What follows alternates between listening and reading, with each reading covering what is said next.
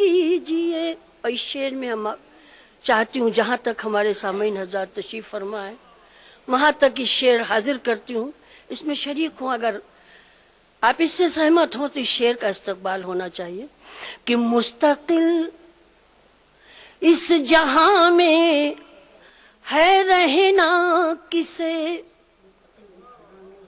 मुस्तकिल इस जहां में है रहना किसे, मुस्तकिल इस जहां में है रहना किसे, इस जहां की मोहब्बत को कम कीजिए, इस जहां की मोहब्बत को। बहुत बहुत शुक्रिया हजरात, नवाजिश, शुक्रिया करम नवाजिश हाजिर करती हूँ कि मुस्तकिल इस जहां में है रहना किसे, मुस्तकिल इस जहां में है रहना किसे, इस जहां की मोहब्बत को कम कीजिए। कब मैं कहती हूँ मुझ पे करम कीजिए। और गजल का आखिरी शेर और मेरे मिजाज का शेर हाजिर करती हूँ। मैं कभी हक बयानी से डरती नहीं, मैं कभी हक बयानी से डरती नहीं, मैं कभी हक बयानी से डरती नहीं। आइए और मेरा सर कलम कीजिए, आइए और मेरा सर कलम कीजिए। कब मैं कहती हूँ मुझ पे करम कीजिए। मक्ता पढ़ के इजाजत चाहती हूँ कि सिर्फ दुनिया के गम से न होगा भला, सिर्फ दुनिया के गम से न होगा भला, सिर्फ दुनिया के गम से न होगा भला।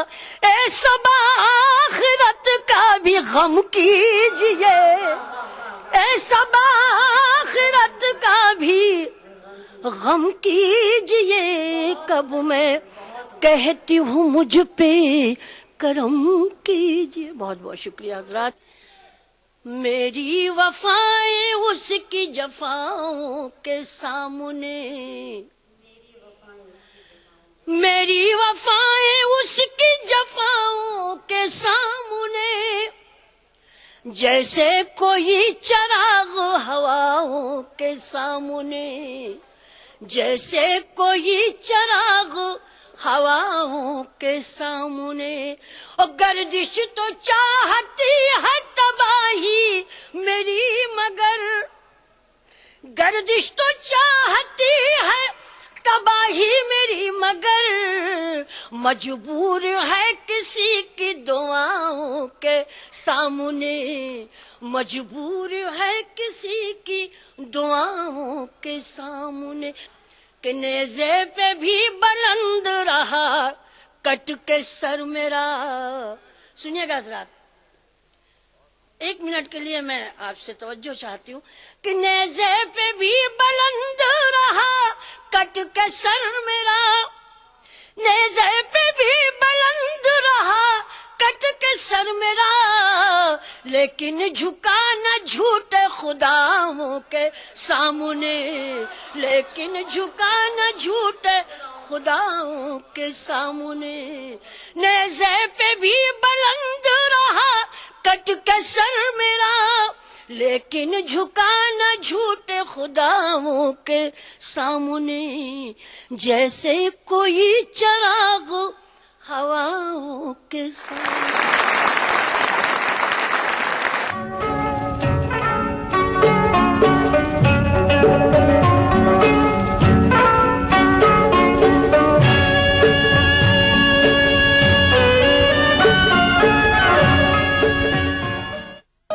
इस प्रोग्राम को पेश करने में ताउन किया बंगर सीमेंट, सस्ता नहीं सबसे अच्छा। Shri ultra red oxide, Bharat का एकमात्र जंग रोधक सीमेंट।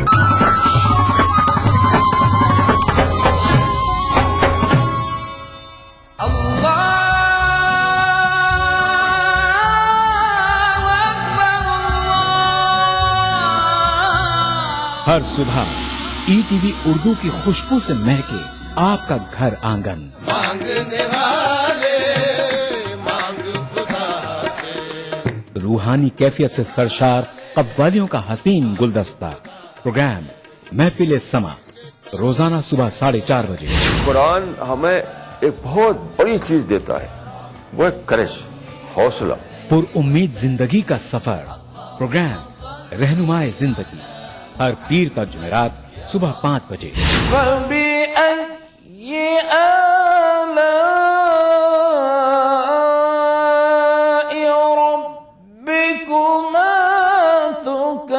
तिलावत कुरान मा तर्जुमा। प्रोग्राम फरमाने इलाही हर जुमाता इतवार सुबह 5 बजे। अल्हम्दुलिल्लाहि रब्बिल आलमीन अर्रहमानिर रहीम। मस्जिदुल हराम मक्का मुकर्रमा से नमाज फजर के रूह परवर मनाजिर। प्रोग्राम नमाज फजर रोजाना सुबह 5:30 बजे। प्रोग्राम नवाए सरोज रोजाना सुबह 6 बजे। तो बने रहिए हमारे साथ और देखते रहिए ईटीवी उर्दू बहारे सुबह। तुझी को जो या जलवा फरमान देखा,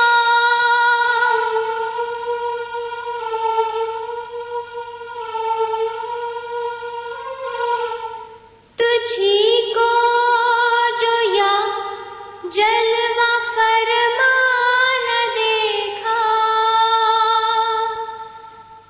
बराबर है दुनिया को देखा न देखा,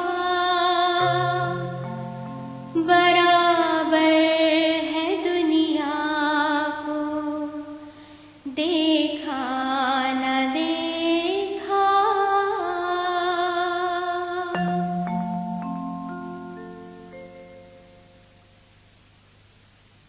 अदा करूं नमाज मस्जिद हराम में ऐसा दिन आए, मेरे अल्लाह ये सादत मेरे हिस्से में एक दिन आए। रब्बना आतिना फिद दुनिया हसना व फिल आखिरति हसना व क़िना अज़ाबन नार व सल्लल्लाहु वसल्लम अला अब्दिही व रसूलिही नबियिना मुहम्मदिन व आलिही व सहबिही अजमईन वल्हम्दुलिल्लाहि रब्बिल आलमीन। अल्हम्दुलिल्लाहि रब्बिल आलमीन अर्रहमानिर रहीम मालिकि यौमिद्दीन इय्याक नअबुदु व इय्याक नस्तईन इहदिनस सिरातल मुस्तकीम सिरातल लज़ीना अनअमत अलैहिम गैरिल मग़दूबि अलैहिम वलद्दाल्लीन। ईटीवी उर्दू पर पहली बार मस्जिद हराम मक्का मुकर्रमा से खुतबा जुमा और नमाज जुमा के रूह परवर मनाजिर का रास्त टेलीकास्ट हर जुमा दोपहर 3 बजे सिर्फ ईटीवी उर्दू पर।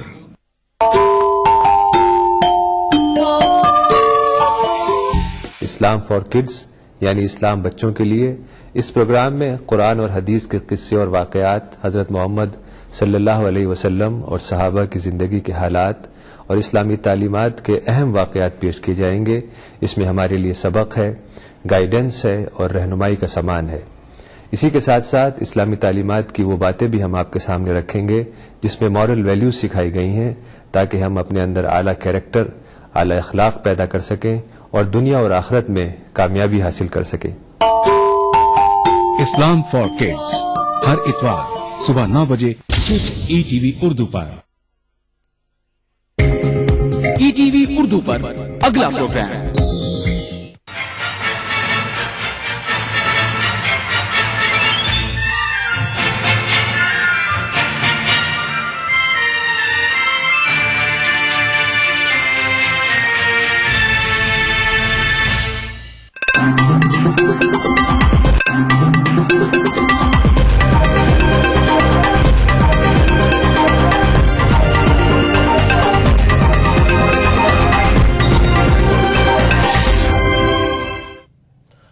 नाज़रीन आदाब, ईटीवी उर्दू न्यूज में आपका खैर मकदम और आप देख रहे हैं खबरनामा। सबसे पहले नजर हेडलाइंस पर। कांग्रेस की शिकस्त से जयराम रमेश दिल बर्दाश्ता, वजारत से इस्तीफे की पेशकश की खबरें गर्म।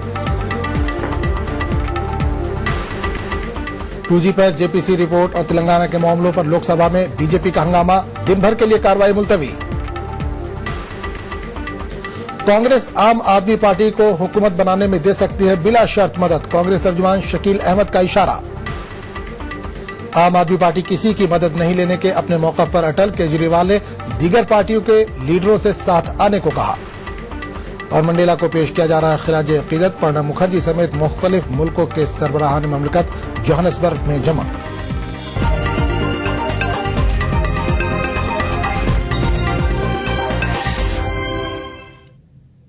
और अब खबरों की तफसील। मरकजी वजीर जयराम रमेश के इस्तीफे की पेशकश करने की खबरें गर्म है। हुकूमत और कांग्रेस जराये के हवाले से खबरें आ रही है कि हालिया असेंबली चुनाव में कांग्रेस की बुरी तरह से शिकस्त से दिलबर्दाश्ता होकर जयराम रमेश ने वजारत से इस्तीफा देने की पेशकश की है। बताया जाता है कि उनके इस्तीफे के बारे में पार्लियामेंट के रवा इजलास के बाद कोई फैसला मुमकिन है।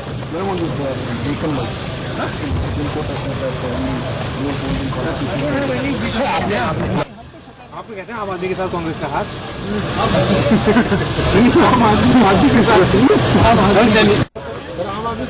दिल्ली ब्यूरो के चीफ अशीत कुणाल जी। अशीत, सबसे पहले आपसे जानना चाहेंगे कि जयराम रमेश के इस्तीफे की खबरें गश्त कर रही हैं, क्या सदाकत है, क्या सच्चाई है इसमें?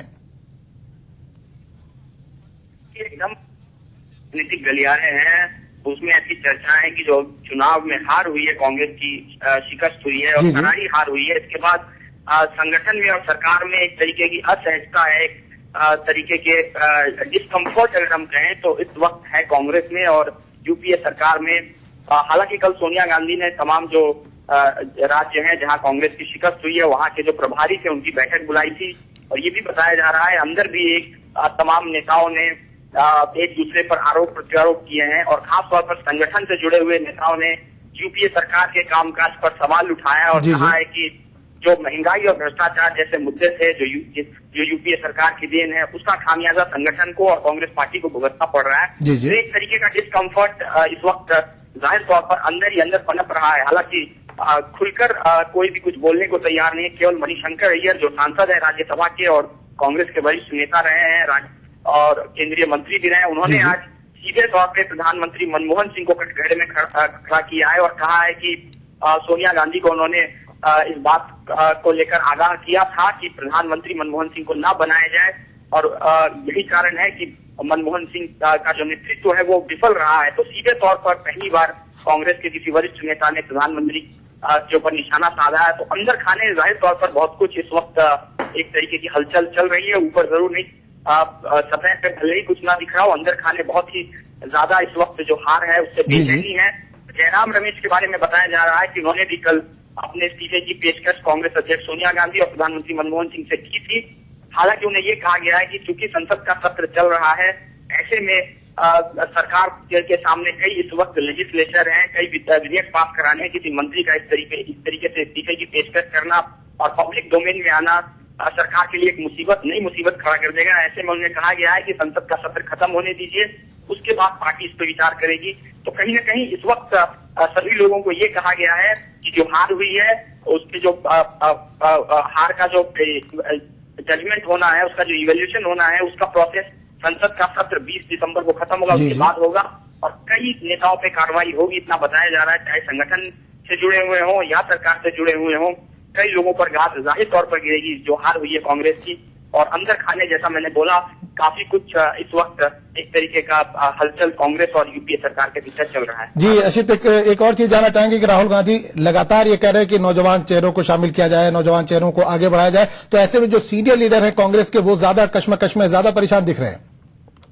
एकदम जैसा मैंने कहा कि जो कल सोनिया गांधी ने बैठक बुलाई थी उसमें भी ये बात साफ हुई है और न केवल केंद्र में बल्कि राज्यों में भी अब सवाल उठने लगे हैं कि क्या आप नए लोगों को मौका देंगे या नहीं। जिस तरीके से राजस्थान में वहां के मुख्यमंत्री अशोक गहलोत, सीपी जोशी, प्रदेश अध्यक्ष चंद्रभान, तमाम लोगों पे सवाल उठ रहे हैं जो पुराने रैंक के नेता रहे हैं। इसी तरीके से अलग अलग राज्यों में मध्य प्रदेश में दिग्विजय सिंह, कमलनाथ जैसे तमाम बड़े नेता हैं। वहाँ विधायक दल के नेता अजय सिंह हैं जो अर्जुन सिंह के पुत्र हैं। तो तमाम तरह के सवाल उठ रहे हैं कि क्या कांग्रेस में इन लोगों को मौका दिया जाएगा या नहीं दिया जाएगा। इसी तरीके से केंद्र में जो मंत्री हैं उन पर भी सवाल उठ रहे हैं कि आखिर उनकी कार्यशैली कैसी रही है और किस तरीके से पार्टी को खामियाजा भुगतना पड़ रहा है। सरकार की जो लापरवाही है, सरकार की जो एक परसेप्शन जो खराब हुआ है यूपीए सरकार का, उसका किस तरीके से खामियाजा भुगतना पड़ रहा है। ऐसे में जयराम रमेश के बारे में बताया जा रहा है उन्होंने पहले ही इनिशिएटिव लेकर अपने इस्तीफे की पेशकश की है। हालांकि उनसे कहा गया है संसद का सत्र खत्म होने दीजिए, उसके बाद एक इवेल्युएशन प्रोसेस होगा, ऐसा बताया जा रहा है। ये हो पाता है या नहीं ये तो वक्त बताएगा। आजम इतना जरूर हमने बताया हमारे सूत्रों ने कि 20 तारीख को संसद का सत्र खत्म होगा। कई मंत्रियों पे, कई राज्यों में जो प्रदेश अध्यक्ष हैं, विधायक दल के नेता रहे हैं, तमाम लोगों को हटाकर और नए लोगों को आगे किया जाएगा, ऐसा बताया जा रहा है। मगर जैसा हम बता रहे हैं आजम की हो पाता है या नहीं, इसके बारे में अभी भी साफ तौर पर कहा नहीं जा सकता। जी अशित, एक आखिरी सवाल करना चाहेंगे, इससे थोड़ा सा हट के है, ये जानना चाहेंगे कि अरविंद केजरीवाल ने एक बयान दिया जिसमें उन्होंने कहा है कि दूसरी पार्टी के जो अच्छी छवि के लोग हैं और अपनी पार्टी से परेशान है वो आम आदमी पार्टी को ज्वाइन कर सकते हैं, हमारे साथ आ सकते हैं। तो क्या इससे जो दूसरी बीजेपी या कांग्रेस के जो अच्छे लीडर हैं वो इसमें शामिल हो सकते हैं? देखिए, जाहिर तौर पर आम आदमी पार्टी एक विकल्प के तौर पे उभरी है। जैसा हम अपने दर्शकों को बार बार कल भी बता रहे थे आजम की, पहले लोगों के अंदर ये विश्वास नहीं था कि आम आदमी पार्टी इलेक्ट्रल पॉलिटिक्स में सफल हो पाएगी या नहीं। आंदोलन में भले ही वो सफल थे, मगर चुनावी राजनीति में जहां पर चुनाव लड़के जीतना होता है वहां पर इनकी सफलता को लेकर लोग आश्वस्त नहीं थे, कार्यकर्ता आश्वस्त नहीं थे, इनके वोटर्स आश्वस्त नहीं थे, नेता दूसरी पार्टियों के नहीं थे। अब जबकि ये पार्टी एक ताकत के रूप में उभर गई है, न केवल दिल्ली में बल्कि बाकी राज्यों में भी बड़े स्तर पर इनके विस्तार की और ये जो एक तरीके का नया पॉलिटिकल एक्सपेरिमेंट, इसको आगे बढ़ाने की कवायद आजम चल रही है। आज ही ये खबर आई है, जो हमारे सूत्र है वो बता रहे हैं कि जो अशोक खेमका है, जो IAS हैं, जिन्होंने रॉबर्ट वाड्रा का मामले को लेकर उनपे निशाना साध रही है हरियाणा सरकार, उनको उन्होंने वहां की कमान देने का फैसला किया है। अरविंद केजरीवाल ने उनसे बात की है और कहा है कि अशोक खेमका हरियाणा में जिस तरीके से आम आदमी पार्टी का नेतृत्व उन्होंने दिल्ली में किया है, ऐसे ही अशोक खेमका हरियाणा में करें। तो जाहिर तौर पर अब निगाहें आम आदमी पार्टी और अरविंद केजरीवाल की दिल्ली से बाहर है और तमाम जो बाकी दलों के नेता हैं वो भी अब इन्हें गंभीरता से लेंगे। पहले वाली बात नहीं है कि ये जो पार्टी एक आंदोलन की पार्टी थी, अब ये चुनावी तौर पर सफल हो चुकी है और ऐसे में बहुत सारे दूसरे दल के नेता अगर इसमें शामिल हों तो कोई आश्चर्य नहीं होगा। जी अशित, इस तमाम जानकारी के लिए आपका शुक्रिया। ये थे दिल्ली से हमारे ब्यूरो चीफ अशित कुणाल, जो जयराम रमेश की जो इस्तीफे की खबरें गश्त कर रही हैं उस ताल्लुक से हमें जानकारी देते हैं। उन्होंने कहा कि खबरें तो गश्त कर रही हैं, लेकिन इस पर अगर कोई फैसला होगा तो जो पार्लियामेंट का सरमाई सेशन चल रहा है उसके खत्म होने के बाद ही कोई फैसला हो पाएगा। आगे बढ़ते दूसरी खबर की तरफ। 2G घोटाले पर जेपीसी की रिपोर्ट और तेलंगाना के मामले पर बीजेपी ने आज लोकसभा में काफी हंगामा किया। पार्टी ने इस बात पर सख्त नाराजगी जताई कि बदउनवानी को बचाने वाली रिपोर्ट को लोकसभा में गलत तरीके से पेश किया गया है। लोकसभा की कार्रवाई शुरू होते ही बीजेपी अरकान ने हंगामा शुरू कर दिया, जिसके सबब स्पीकर मीरा कुमार को कार्रवाई को पहले 12 बजे तक के लिए और बाद में दिन भर के लिए मुलतवी करना पड़ा। सीमा आंध्रा के अरकान ने तेलंगाना की तश्कील के खिलाफ एहतजाज किया। रिपोर्ट है जिसमें बहुत अधिक संख्या में लोगों ने विमति दी है, असहमति दी है, डिसेंट का नोट लिखा है। आप उसको तो पढ़ने की अनुमति देते नहीं और जल्दी में आपने उसको रख दिया, उस पर चर्चा भी करने की बात नहीं करते हैं। एक तरह से भ्रष्टाचार को छिपाने और भ्रष्ट लोगों को बचाने के लिए ये काम किया गया है। और सबसे गलत बात ये थी कि कुछ सदस्य जो जेपीसी के भी सदस्य थे वो एक पॉइंट ऑफ ऑर्डर विधि का प्रश्न उठा रहे थे, वैधानिक प्रश्न उठा रहे थे, उनको बोलने नहीं दिया गया। तो ये तो संसदीय परंपराओं की भी अवहेलना है और मैं ऐसा समझता हूं कि इस प्रकार का कोई भी ऐसी परंपरा डालना वो संसद का अवमूल्यन करना होगा। पार्लियामेंट के दोनों ऐवानों में आज तेलंगाना तश्कील की मुखालफत करते हुए सीमा आंध्रा से ताल्लुक रखने वाले अरकान ने हंगामा आराई की, जिसकी वजह से दोनों ऐवानों की कार्रवाई बुरी तरह से मुतासिर हुई। लोकसभा स्पीकर ने तहरीक अदम एतमाद की नोटिस मिलने के ऐवान को इतला दी। हंगामा आराई की वजह से लोकसभा की कार्रवाई में खलल पड़ा। लोकसभा स्पीकर मीरा कुमार ने आज ऐवान को बताया कि उन्हें कुछ अरकान की जानिब से हुकूमत के खिलाफ तहरीक अदम एतमाद की नोटिस हासिल हुई है। लोकसभा स्पीकर ने ऐवान में शोरगुल और हंगामा आराई देखते हुए ऐवान की कार्रवाई को बुध तक के लिए मुलतवी कर दिया।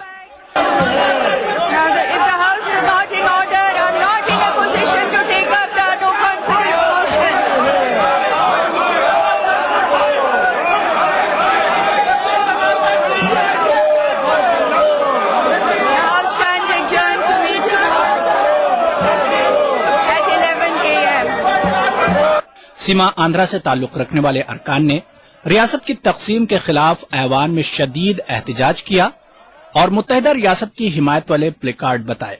याद रहे कि सीमा आंध्रा से ताल्लुक रखने वाले कांग्रेस और तेलुगुदेशम पार्टी के अरकान ने हुकूमत के खिलाफ तहरीके अदम एतमाद का नोटिस पेश किया है।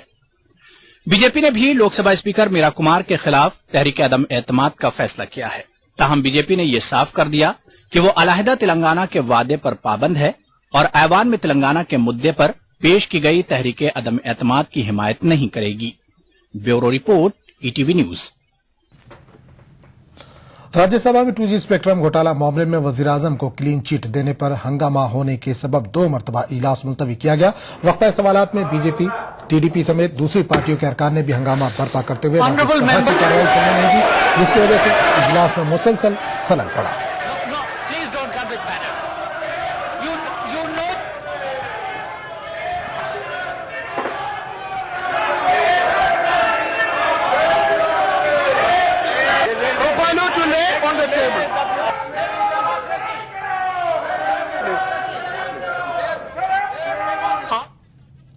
कांग्रेस के अंदर आम आदमी पार्टी को हुकूमत साजी में मदद करने की राय पाई जाती है, ये कहना है पार्टी तर्जुमान शकील अहमद का।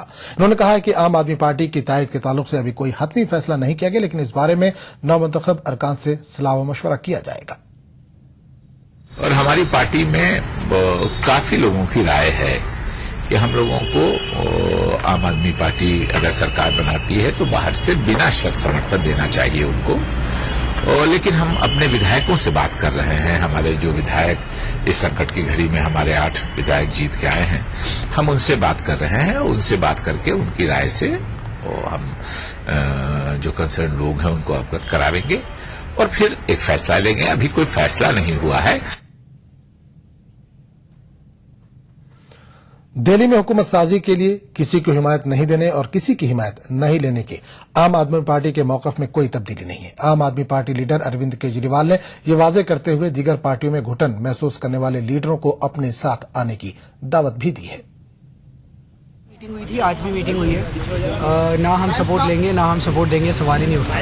वो उनका व्यक्तिगत था। सुबह सुबह फिर कल एक्चुअली प्रशांत मीटिंग में आ नहीं पाए थे और सुबह सुबह मीटिंग में आए थे, तो पूरी पार्टी की यही राय है कि ना हम सपोर्ट देंगे ना सपोर्ट देंगे। मैं इस देश के सारे अच्छे लोगों से अपील करना चाहता हूँ, सारे अच्छे संगठनों से अपील करना चाहता हूँ, सारे अच्छे पॉलिटिकल फोर्सेस से अपील करना चाहता हूँ, सारे जुड़ जाओ, सारे एक साथ आ जाओ। जो एग्जिस्टिंग पॉलिटिकल पार्टीज हैं उनमें भी कई अच्छे लोग हैं लेकिन घुटन महसूस कर रहे हैं। उनको भी मैं कहूंगा कि या तो अपनी पार्टी में विद्रोह करो और अपनी पार्टियों को सुधारो, और नहीं तो अपनी पार्टियां छोड़ के हमारे साथ आ जाओ।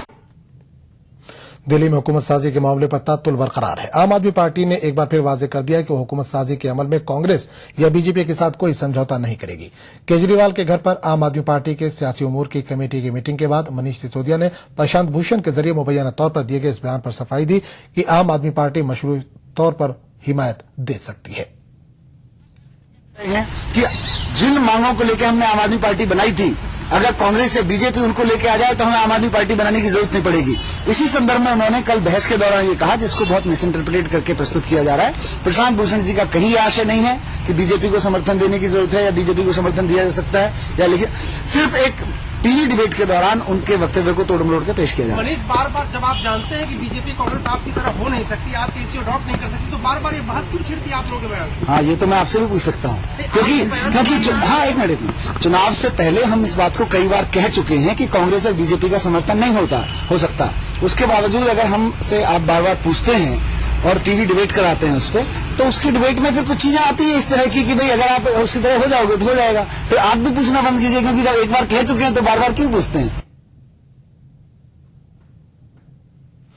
आम आदमी पार्टी के लीडर कुमार विश्वास ने अरुण जेटली के उस बयान पर रद्दअमल जाहिर किया जिसमें उन्होंने कहा था कि आम आदमी पार्टी को अवामी तायद का ख्याल करते हुए हुकूमत साजी की पहल करनी चाहिए। कुमार विश्वास ने कहा कि जेटली का हिसाब कमजोर है, इनके पार्टी को आम आदमी पार्टी से ज्यादा सीटें मिली हैं, इसलिए इन्हें हुकूमत बनाने की पहल करनी चाहिए। जी का कहना है कि आम आदमी पार्टी को जनादेश मिला है उसे सपने पूरे करने चाहिए।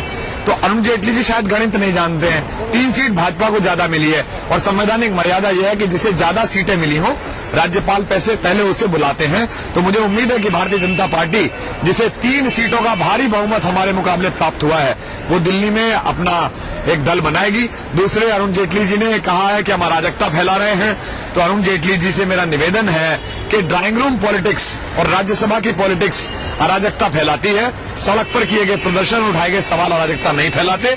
अगर अरुण जेटली जी को इन्हीं प्रश्नों का उत्तर देना है तो वो कृपा पूर्वक इस बार के लोकसभा चुनाव में दिल्ली की किसी भी सीट से एक बार चुनाव लड़के देख लें। उनको पता चल जाएगा कि सड़क क्या होती है और राज्यसभा की खिड़की से संसद पहुंचना क्या होता है। डॉक्टर हर्षवर्धन को दिल्ली बीजेपी लेजिस्लेचर पार्टी का लीडर मुंतखब किया गया। लेजिस्लेचर पार्टी मीटिंग में इन्हें मुत्तफ़िक़ा तौर पर लीडर चुना गया। मुंतखब होने के बाद इन्होंने हुकूमत साजी के ताल्लुक से अपना मौक़िफ़ दोहराया।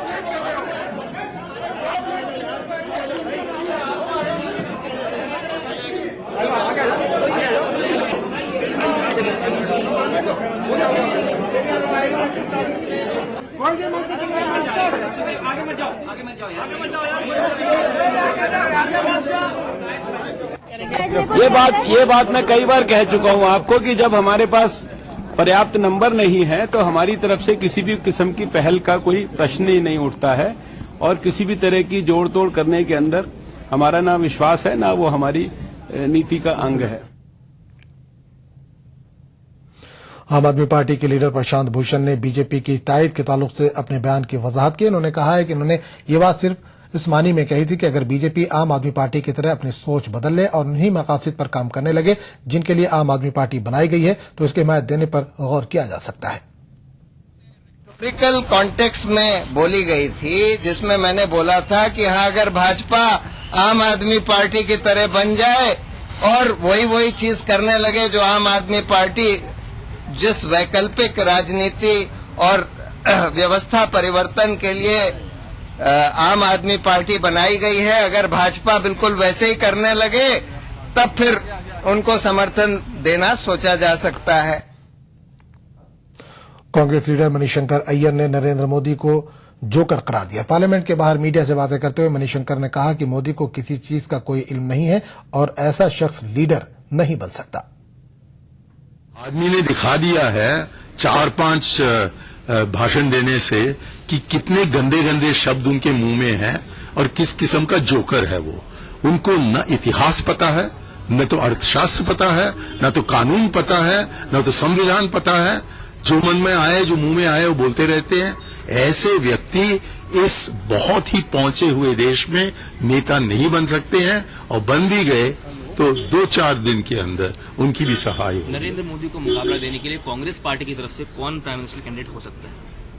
अरे हमारे 20 हैं, उनके बाद एक है। क्यों बताएं?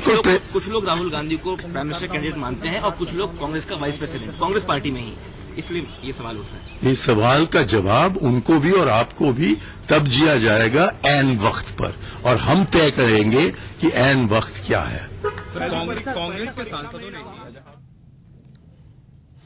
खबरनामे का सिलसिला जारी रहेगा, लेकिन एक छोटे से वक्फे के बाद।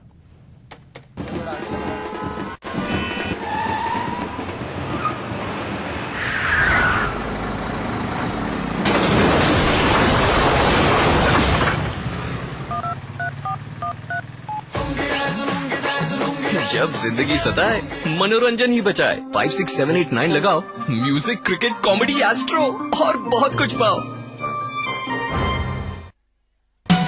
दक्कन की हर छोटी बड़ी सरगर्मी पर हमारी नजर, लेकिन आप तक पहुंचाते हैं सिर्फ वो खबर जो करे आपको बेदार। सियासत के गलियारों से रोजमर्रा की जिंदगी, दक्कन के गोशे गोशे से आप तक खबरें पहुंचाता दक्कन नामा, रोजाना शाम 6:30 बजे।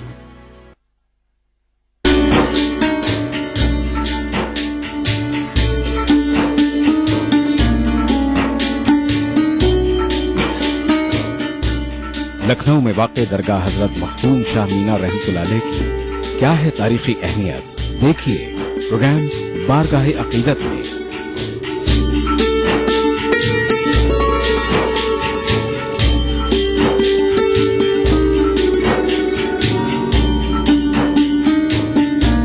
बुध की रात